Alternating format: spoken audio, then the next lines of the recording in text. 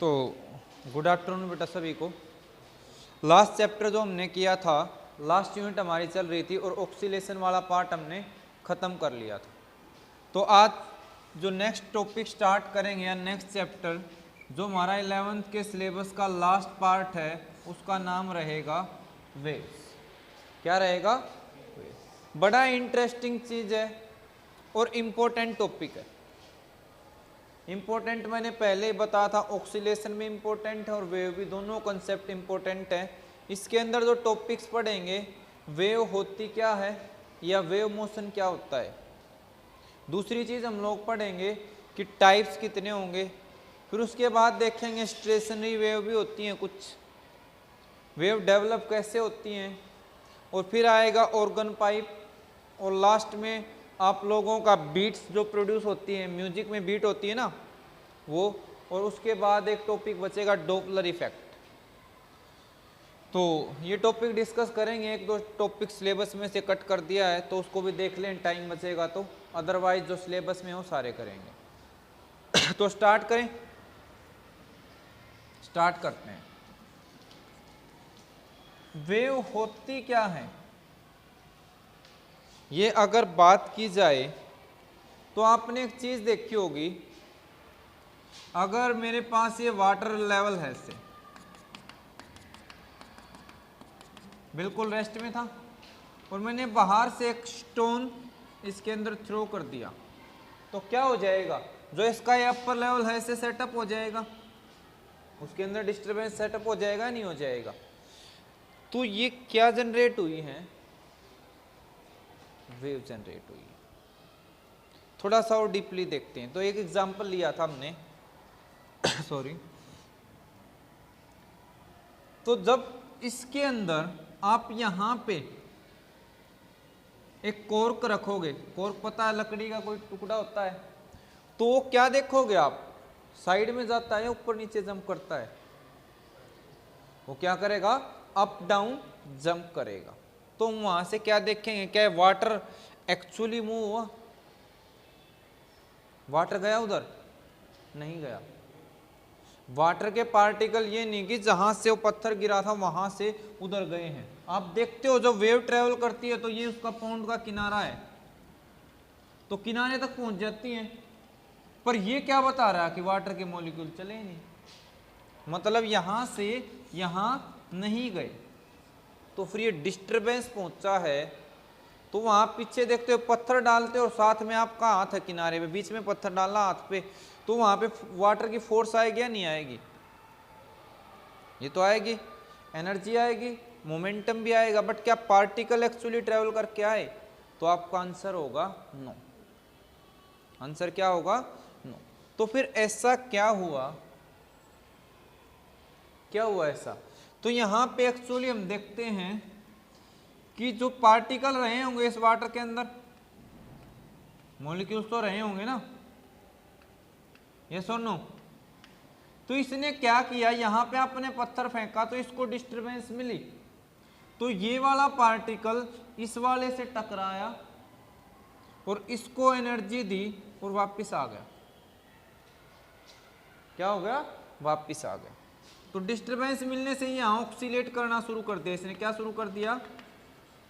Oxalate. और ये oscillation का एम्पलीट्यूड बहुत ही कम है, तो यहाँ पे आप मोर टेक्निकली उस वर्ड को क्या बोलोगे? वाइब्रेट करना शुरू कर दिया। क्लियर है? अब वाइब्रेशन हो रही है और साथ वाले मॉलिक्यूल से टकरा रहा है तो साथ वाले को एनर्जी मिलेगी या नहीं मिलेगी?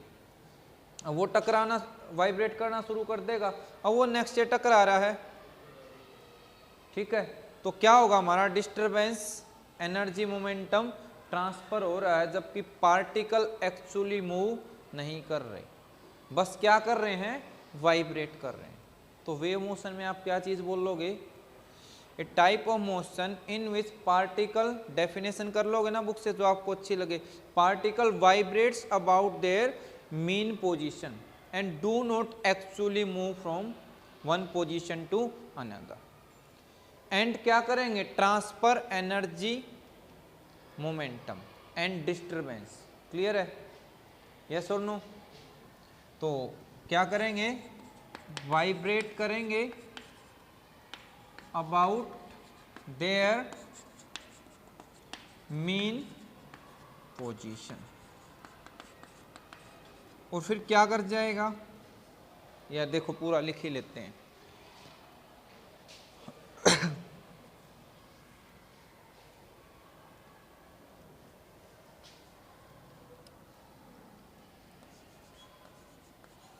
Wave motion, it is a type of motion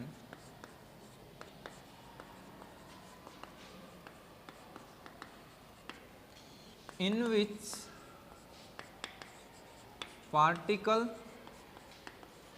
vibrates about their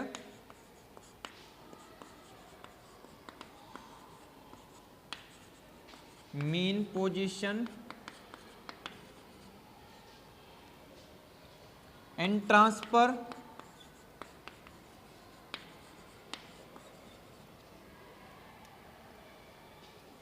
energy and momentum, या यहाँ पे ओवरऑल लिख सकते हो डिस्टरबेंस फ्रॉम किससे बेटा, 1 point two another point. Clear है, बोलो, चलें आगे। ठीक है, अब दूसरी चीज, वेव है वो जनरेट कैसे हुई, जब पार्टिकल क्या करेगा, due to vibration of object, किसकी वजह से होंगी, due to vibration of object या पार्टिकल। ठीक है, कर लोगे, वेव मोशन देख लिया, वेव क्या हो गई, उसका कोज क्या है। और जब इस मोशन को आप ग्राफिकली रिप्रेजेंट करोगे तो क्या बन जाएगा, जो डिस्टरबेंस जिस तरीके से ट्रेवल कर रहा है उस फॉर्मेट को हम क्या बोल लेंगे, उस फॉर्म को वेव का नाम दे देंगे। क्लियर है, चलते हैं आगे।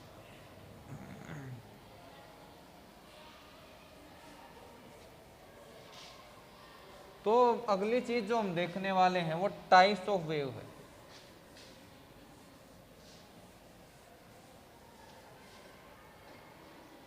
अगली चीज क्या देखेंगे,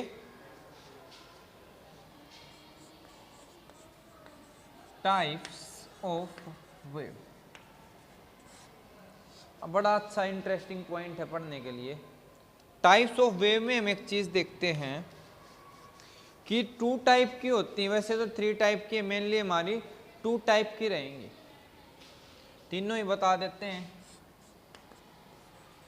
मैकेनिकल, ठीक है, और नॉन मैकेनिकल। तीसरी है मैटर वेव, ये अभी आपने नहीं पढ़ी, 12th में आती है। डी ब्रोगली ने कंसेप्ट दिया था कि उसने ये बताया था कि जैसे हमारे पास लाइट या जो रेडिएशन है वो टू टाइप का भी वेव शो करता है, पार्टिकल का भी और वेव का भी। तो एक पार्टिकल को अगर मैं मूव करवा दूं, एक इलेक्ट्रॉन को मूव करवा दूं बहुत हाई स्पीड के साथ, तो वो भी क्या है, एक वेव की तरह भी बिहेव करेगा। पार्टिकल तो है ही, वेव की तरह भी वो बिहेव करेगा। पर वो 12th में डिटेल में पढ़ोगे तो इसकी डेफिनेशन बता देता हूं। वेव्स एसोसिएटेड विद किसके साथ बेटा, मूविंग मैटर पार्टिकल, इनके साथ मूविंग मैटर पार्टिकल, तो वो क्या होंगे, मैटर वेव। अब उसको छोड़ते हैं, जो मेन हमारा कंसेप्ट है वो ये रहेगा, मैकेनिकल वेव। मैकेनिकल वेव उनको बोल लेंगे the wave which requires mechanical medium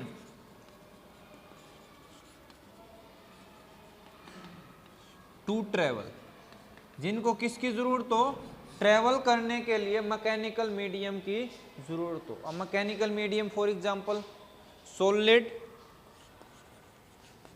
चाहिए, या उनको लिक्विड, या ट्रेवल करने के लिए गैस, तो ही ट्रेवल करेंगे।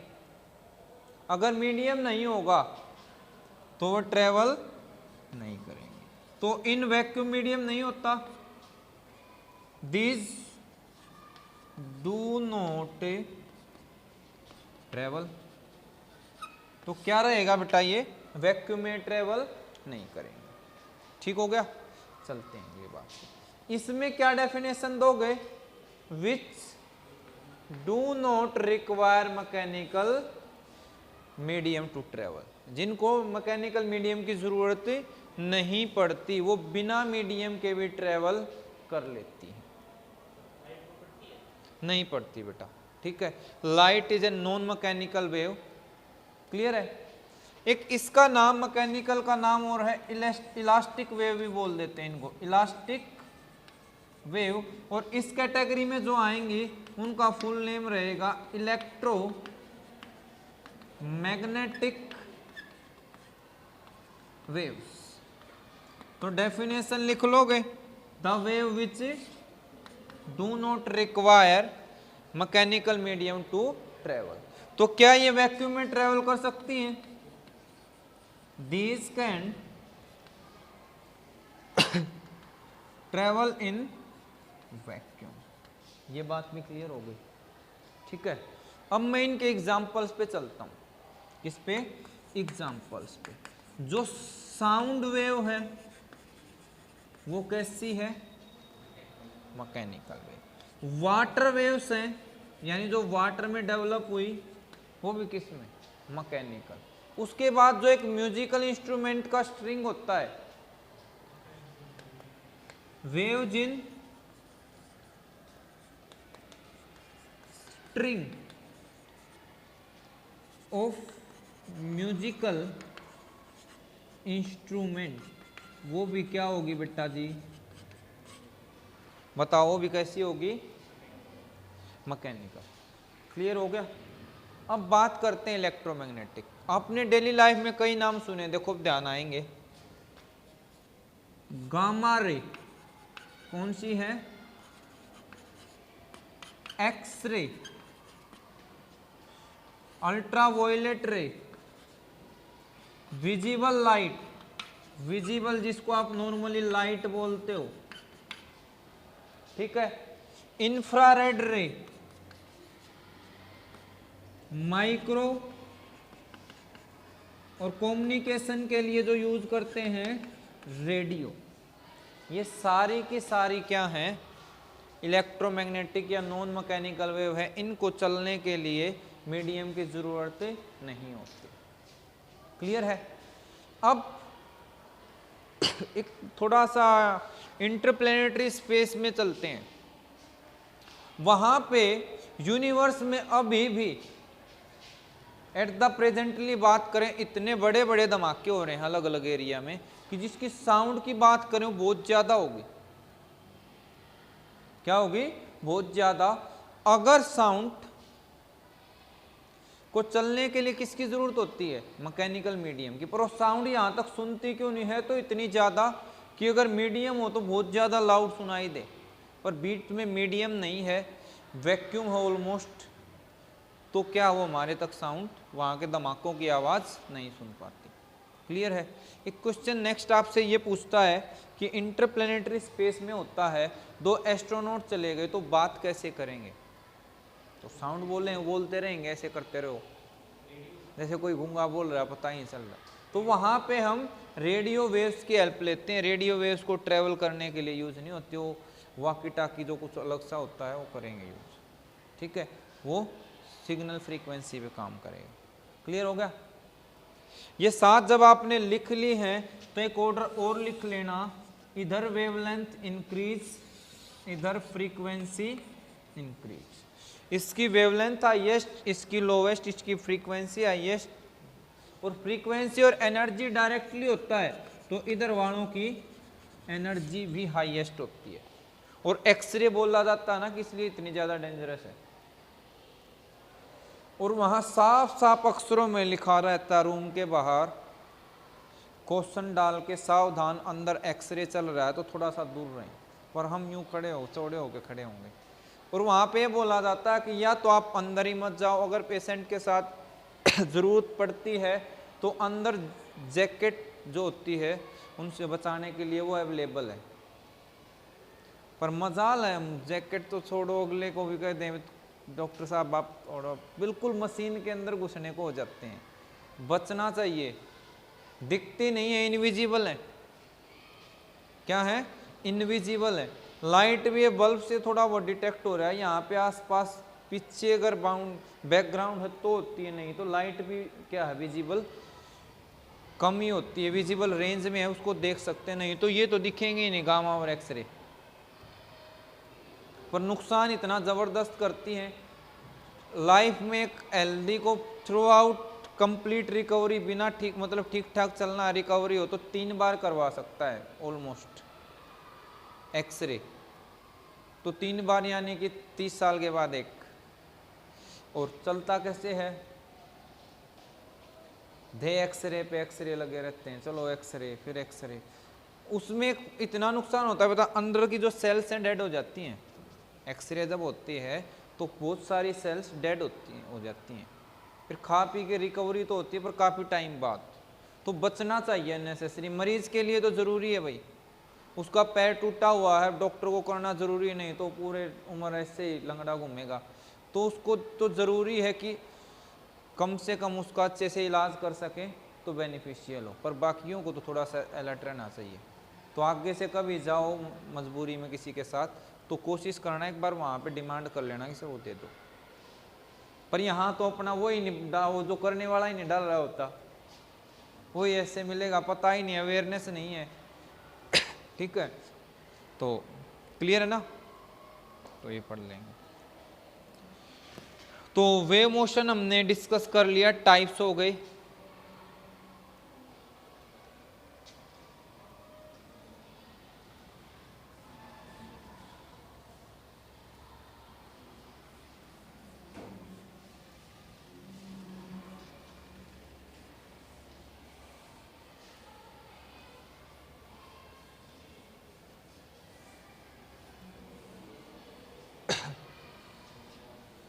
अब देखो डायग्राम कैसे आया वो भी मैं बता दूंगा। 2 टाइप्स की हम वेव पढ़ेंगे और डिटेल में, पर उससे पहले आज टाइम थोड़ा सा 10 मिनट ही है और वो चीज़ें वो भी रखी हैं तो मैं वही कर लेता हूं। जब आप वेव बनाओगे तो उसको ग्राफिकली हम ऐसे रिप्रेजेंट करेंगे। ये हमने पहले भी बनाई थी, ठीक है। तो यहां पे हम बात करें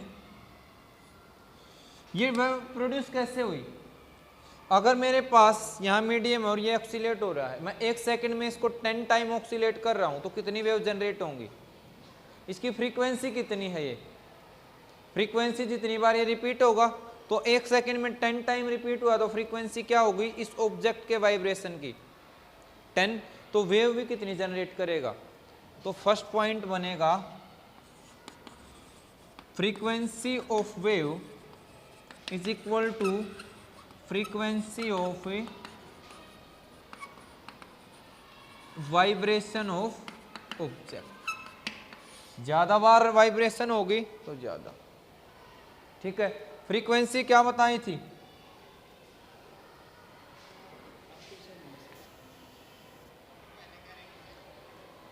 तो ये देखते हैं बेटा, ठीक है। अब फ्रीक्वेंसी आप लोगों को बता रखी थी, क्या होता था? नंबर ऑफ ऑक्सीलेशन कंप्लीटेड या number of vibration completed in 1 second, उसे क्या बोल लेंगे? अब ये इसकी मेन पोजीशन है, ये इतना कर रहा है तो मेन पोजीशन से एक्सट्रीम का जो डिस्टेंस होता है उसको क्या बोलते थे? एम्पलीट्यूड, ठीक है। अगर ज्यादा है तो एम्पलीट्यूड ज्यादा, कम है तो कम। वेवलेंथ क्या बोलते थे? आगे यहाँ पे पढ़ेंगे, इसको क्रेस्ट बोलते हैं, इसको ट्रप बोलते हैं। एक केस में कंप्रेशन और रेयरफेक्शन भी बोला जाता है।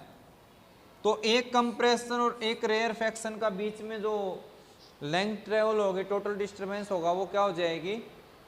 वेवलेंथ, और अगर क्रेस्ट और ट्रफ की बात करें तो 1 क्रेस्ट प्लस 1 ट्रफ की लेंथ, या ये बोल सकते हो 2 क्रेस्ट के बीच का डिफरेंस या 2 ट्रफ के बीच का डिस्टेंस। ठीक है, रेयर फैक्शन में जाओगे तो 2 कंप्रेशन के बीच का डिस्टेंस या 2 रेयर फैक्शन के बीच का डिस्टेंस। तो ये डेफिनेशन करवा रखी हैं, इनको अच्छे से पढ़ लेना, आएंगी पक्का पेपर में, क्वेश्चन में पूछ लिया जाता है। तो टाइप्स ऑफ वेव मोशन अभी हैं 5-7 मिनट।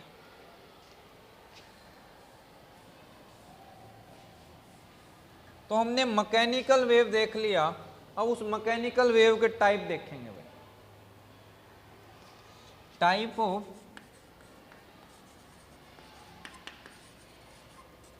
Mechanical wave.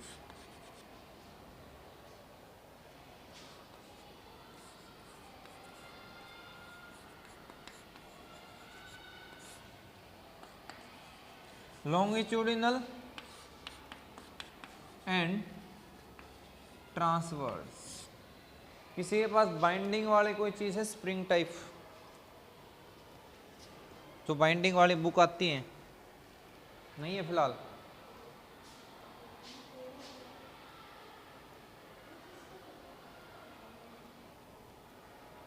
निकालनी पड़ेंगी बेटा। नहीं सर, ये क्यों बुक खराब करवा रहे, रहने दो, निकम्मो। एज्यूम कर लेते हैं, मान लो यहाँ पे स्प्रिंग है, उधर से बंधा हुआ है, तो मैं उसको खींच के छोड़ूंगा तो क्या होगा, वो ऐसे ऐसे कूदेगा या ऐसे ऐसे ऑक्सीलेट करेगा। ठीक है, तो उसमें जो बीच में पार्टिकल हो वो ऐसे ऐसे कूदेंगे या ऐसे ऐसे जंप करेंगे। तो जो वायु पार्टिकल में डिस्टरबेंस ऐसे गया, तो जिस डायरेक्शन में डिस्टरबेंस ट्रेवल करके गया उसी डायरेक्शन में तो वेव बनी। तो वेव कैसे बनी, मान लिया मैंने इधर से फिक्स करके, तो वेव उस तरफ बनी। और पार्टिकल भी कैसे कर रहे हैं, उसी तरफ ऑक्सीलेट हो रहे हैं। तो क्या हुआ, वेव कैसी होगी, देखो इसको मैं बोल लूंगा along length, along length of wave, और इसको क्या बोल लेंगे, परपेंडिकुलर। वेव दोनों डायरेक्शन में उस तरफ जा रही है हमारी। अगर पार्टिकल भी वेव के डायरेक्शन के अलोंग वाइब्रेट कर रहे हैं तो कैसी होगी, लॉन्गिट्यूडिनल। और अगर ऐसे ऐसे कर रहे हैं तो वो क्या होगी, देखो एक बारी डेफिनेशन लिखते हैं। If vibration of particles of medium is along length,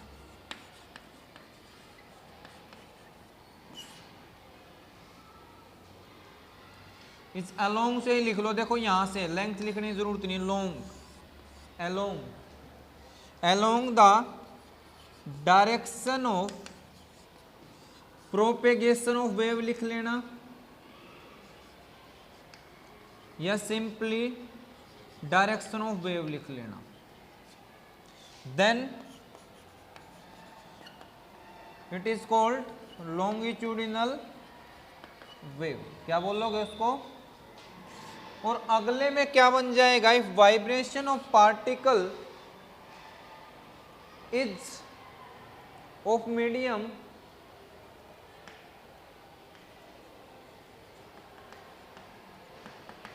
perpendicular, क्या है, perpendicular to the direction of propagation of wave, तो उसे क्या बोलोगे, ट्रांसवर्स।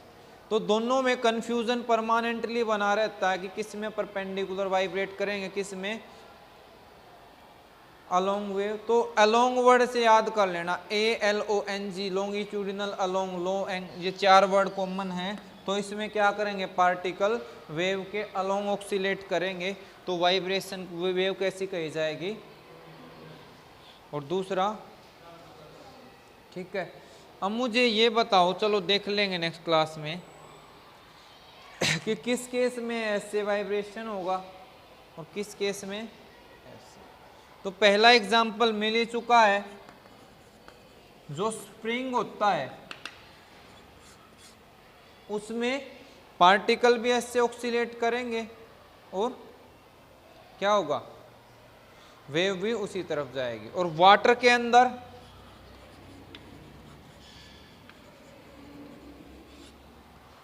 आप देखो डिस्टरबेंस तो उधर गया, किनारे की तरफ गया ना डिस्टरबेंस, और पार्टिकल ऐसे जंप कर रहे थे, तो उसमें जंप करते हुए साइड वाले को एनर्जी दे रहे हैं, ठीक है, इसमें ऐसे दे रहे हैं। तो कोई डाउट हो तो बताओ। तो बाकी करेंगे इसको डिटेल में नेक्स्ट क्लास में, तब तक के लिए मिलते हैं बाद में। Bye, take care, be happy.